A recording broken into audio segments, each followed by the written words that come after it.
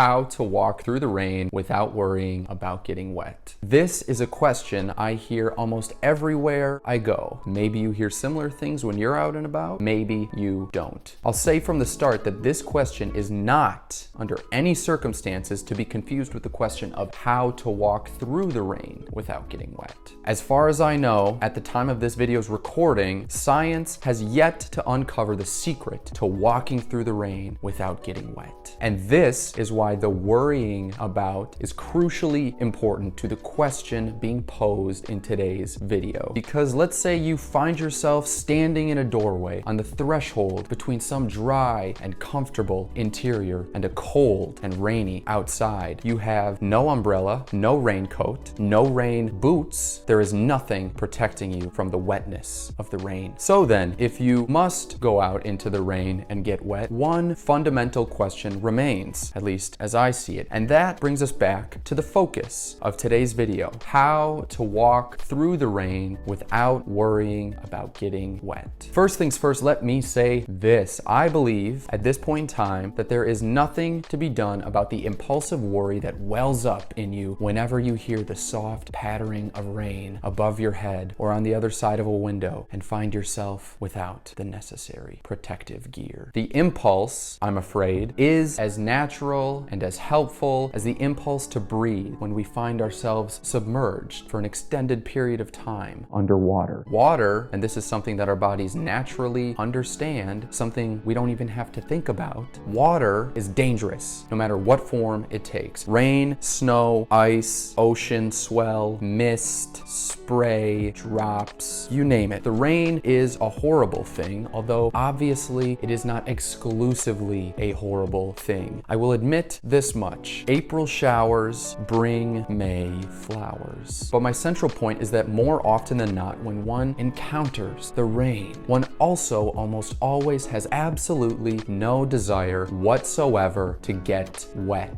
So, are there wonderfully hot July afternoons spent with friends during our youth when our bodies have yet to begin to break down? Are there not those boiling hot afternoons enjoyed outside with great company, which are drawn to a close by a perfectly warm rain falling from the sky at golden hour, offering our hot and youthful bodies respite from the heat of the summer day? These moments do certainly exist. But more often than not, when the rain does rear its ugly head, we find ourselves having to confront that same old worrisome impulse about the wetness that will come as a consequence of our odyssey through the rain. Again, I am here to tell you at this moment in time that there is no cure for this worry, and it is highly unlikely that there will ever be a cure to this worry on account of its instinctual and impulsive nature. But that's okay, my dear viewer. At least it's okay most of the time. And it's okay most of the time because most of the time we humans have technology. We have umbrellas and raincoats and rain boots, and our buildings have roofs. So what's the takeaway? Remember this: when the circumstances are right, anxiety can embolden.